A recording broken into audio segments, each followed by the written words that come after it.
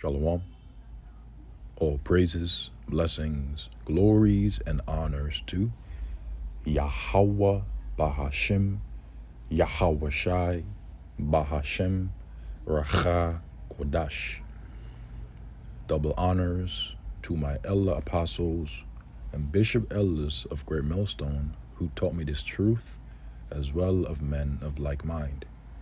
Shalom wa chasad, which means peace and mercy to the elect of the nation of Israel, whom are you so-called Negroes, Latinos, Native American Indians, and Israelite foreigners of the seed line of all forefathers, Abraham, Isaac, and Jacob, whom are scattered here in America, which is Babylon the Great, and abroad. To you I say Shalom, beginning with the 144,000 prophets, and Yahweh Bahashem, Yahweh Shai willing, this lesson is edifying and informative. Revelation chapter 17, verse 16. And the 10 horns which thou sawest upon the beast, these shall hate the whore, and shall make her desolate and naked, and shall eat her flesh, and burn her with fire. In the news from the RT, NATO won't defend us. Trump. The former president doesn't believe that bloc members will honor their commitments. And according to biblical prophecy, this is a fact. For the bloc members that comprises NATO and the EU, which is the beast written of in the book of Revelation, will not honor their commitments. Because according to Revelation chapter 17, verse 16, again, it reads, and the 10 horns, which represents the European Union, which thou sawest upon the beast, which is the pagan Roman Empire, which came back in the form of NATO and the EU, with America being an extension of that empire. These shall hate the whore, which is America, Babylon the Great, that rides upon the beast with 7 heads and 10 horns, and shall make her desolate and naked by shooting ICBM nuclear missiles, which are the weapons of the Lord's indignation, according to the book of Jeremiah, chapter 50, verse 25, during the third world's woe, which cometh quickly, according to the book of Revelation, chapter 11, verse 14, upon America, Babylon the Great, and naked, and shall eat her flesh, and burn her with fire. In addition to this, the book of Obadiah, verse 7, states this: all the men of thy confederacy, the thy is referring to America, Babylon the Great. The men are referring to her allies, that comprises NATO and the EU. All of them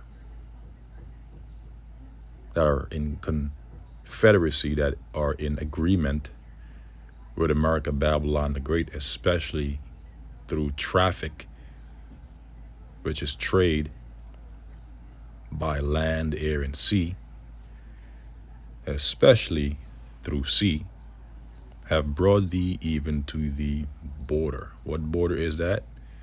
The border of the valley of Jehoshaphat, which in the Hebrew is Yahweh Shaphat, which means Yahweh's judgment,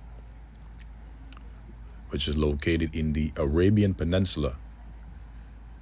Okay, that is the so-called Middle East. The men that were at peace with thee have deceived thee, because the time will come, even as I speak now, the times are gradually building up, so to speak, when they will deceive America, Babylon the Great, and prevailed against thee through shooting ICBM nuclear missiles upon America, Babylon the Great, according to biblical prophecy. They that eat thy bread through traffic, which is trade, with America, Babylon the Great, have laid a wound under thee, which will be them betraying and subsequently shooting warheads upon America, Babylon the Great. There is none understanding in him. And so we see that the scriptures, according to biblical prophecy, supports Donald Trump's belief, because the former president doesn't believe that bloc members will honor their commitments, because according to biblical prophecy, they won't. NATO will not come to the rescue if U.S. is attacked. Former President Donald Trump warned on Saturday. And should any of them so-called come with an illusion of backing up the U.S. in any way, it will be nothing more than an illusion to trick the people, so to speak. And ultimately, America have her think that they're going to be for her goodwill, but according to biblical prophecy, they conspire against America, Babylon the Great, to eventually shoot her down and destroy her with nuclear missiles. Speaking to a crowd of supporters at a campaign event in Las Vegas, Nevada, Trump continued his criticism of the Western military bloc. We're paying for NATO, and we don't get so much out of it, he claimed. And I hate to tell you this about NATO. If we ever needed their help, let's say we were attacked, I don't believe they'd be there. The former president said, I know the people, he added. According to Article 5 of the NATO Charter, an armed attack against one member state must be considered an attack against all of them. The statement follows a long history of complaints leveled by Trump at the U.S.-led bloc during and after his presidency. He famously ruffled many feathers in Brussels by claiming in 2017 that NATO was obsolete.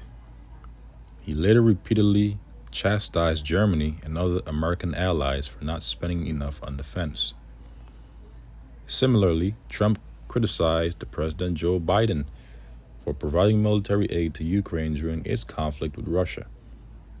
We don't have ammunition for ourselves, yet we're giving away so much, he said last year. Trump also promised to end the fight between Moscow and Kyiv within 24 hours and restore peace in the region if re-elected. Ukrainian President Vladimir Zelensky, however, said that Trump's claim was unrealistic. Asked by NBC News in November if he believed that Trump would continue supporting Ukraine, Zelensky replied, "Really, I don't know." Trump remains the frontrunner for the Republican Party's nomination as their candidate against Biden. This month, he comfortably came first in the Iowa caucuses and the New Hampshire primary, prompting Florida Governor Ron DeSantis to drop out. Former U.S. envoy to the UN, Nikki Haley, is now Trump's sole Republican rival. This concludes the article. In other news, Israel poised to invade Lebanon. Hezbollah has repeatedly received intelligence that the IDF is ready for a war on two fronts. Israeli Prime Minister Benjamin Netanyahu is prepared to start a full-blown war against the pro-Palestinian armed group Hezbollah in Lebanon, the Lebanese broadcaster LBCI reported on Saturday. Hezbollah has been firing rockets and mortar shells at Israeli positions since the start of the Israeli-Hamas war in Gaza. The barrages have prompted retaliatory strikes from the Israeli army. According to LBCI, an intelligence report on Israelis' plans has been provided to Hezbollah by an unnamed Arab country. The potential IDF campaign would be aimed at compelling the militants to abide by UN Security Resolution 1701, which was adopted after the end of the last Israeli-Lebanon war in 2006. The TV channel said the UN document facilitated the creation of a demilitarized zone along the Israeli-Lebanese border. War with Lebanon won't be a picnic for Israel. Beirut. The situation further escalated this month after an Israeli strike killed Hamas deputy leader Salah al-Aruri in Beirut. Last week, Israeli Chief of Staff Lieutenant General Herzi Halevi said that the possibility of a conflict with Beirut was much higher than it was in the past. He added that the Israeli Defense Forces IDF were in a state of increasing readiness for cross-border attacks. Lebanese Foreign Minister Abdallah Bo Habib, meanwhile, said that the involvement of other countries in the Israeli-Hamas fighting would be unacceptable. He also warned that a war with Lebanon would not be a picnic for Israel. Hezbollah MP Hassan Ezzardine similarly said that the militants would fight back twice as hard and deal a blow to the enemy. Earlier this month, U.S. Secretary of State Anthony Blinken traveled to the Middle East, so-called Middle East, to try and prevent a full-blown war between Israel and Hezbollah.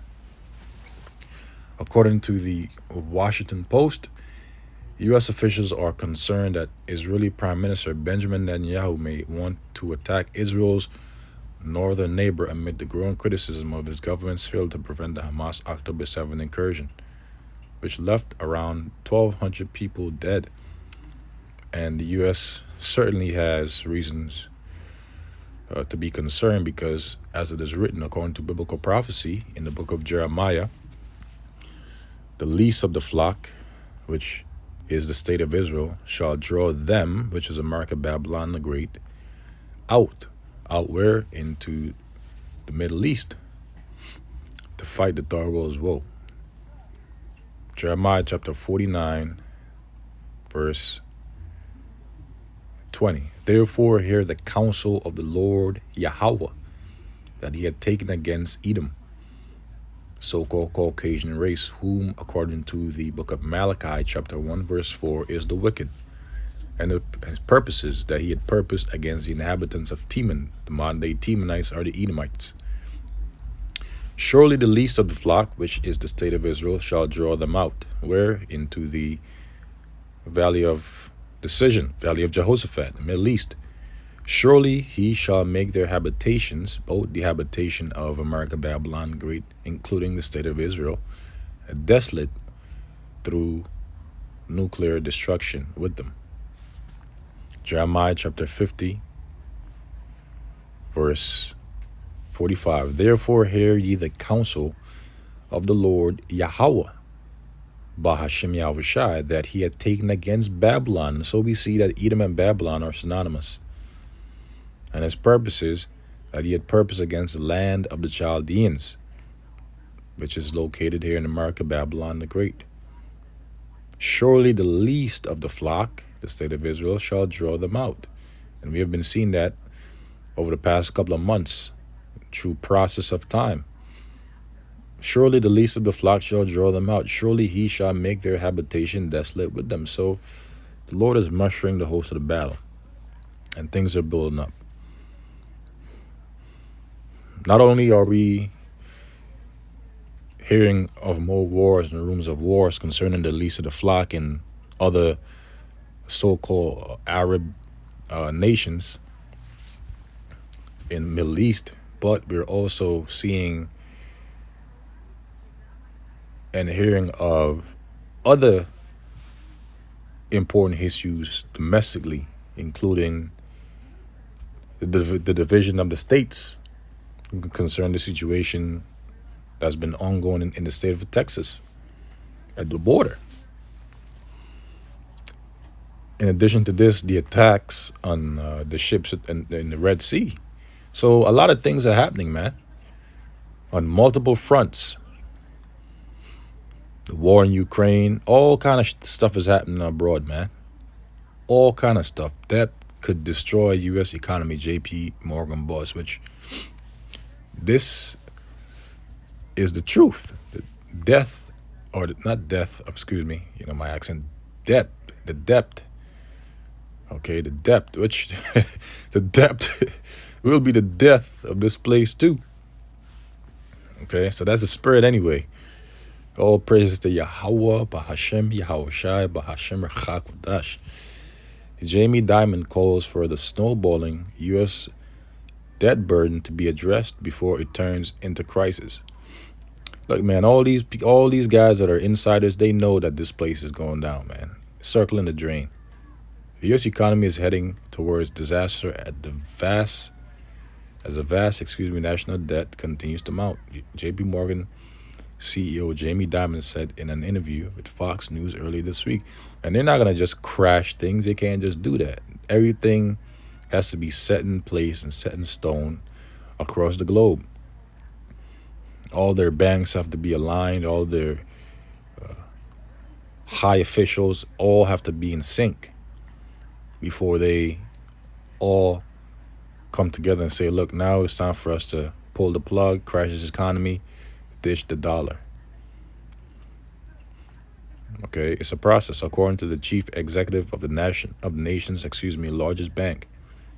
The situation urgently needs to be tackled by the government before it causes a major economic crisis. And this is all leading to the global introduction and subsequent mandation of the MOTB, which is the RFID microchip, also known as the NFC chip implant in Europe, also known as the biochip implant, also known as the brain chip implant, i.e. Elon Musk's Neuralink. It is a cliff. We see the cliff. Diamond said it's about 10 years out. We're going 60 miles an hour toward it. 10 years out, the scripture says that his inward thought is that his house shall continue forever. They have an agenda by 2030. So, hey man, the Most High is going to speed this thing up. Okay? The top executive agreed with the view of former House Speaker Paul Ryan, who has called the snowballing debt the most predictable crisis we've ever had. The warning were issued by Ryan and Dimon during a panel discussion at the Bipartisan Policy Center on Friday. U.S. government federal debt topped $34 trillion for the first time in history at the end of December. It now amounts to about $102,000 for an average American family of three. In 2023 alone, it grew by more than $4 trillion. Look at that. U.S. total public debt is roughly equivalent to the economies of China, Germany, Japan, India, and the UK combined, as pointed out by the Peter G. Peterson Foundation, a non-partisan fiscal policy group in New York. And it states earlier this week, U.S. Treasury Secretary Janet Yellen said that the absolute level of U.S. public debt looks like a scary number. So far, that the public debt has been quite manageable, she said.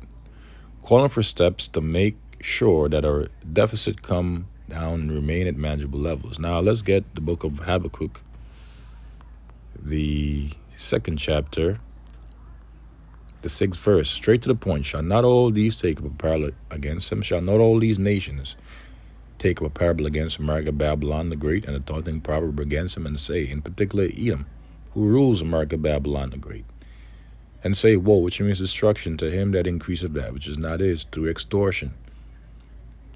Referred to the documentary by John Perkins, The Confessions of an Economic Hitman. How long? And to him that ladeth himself with thick clay. That thick clay is the debt. In the Hebrew, thick clay is ibatyat, which means debt, heavy weight, heavy pledges. So this man is full of debt. He's burdened with thick clay. He's burdened with heavy weights.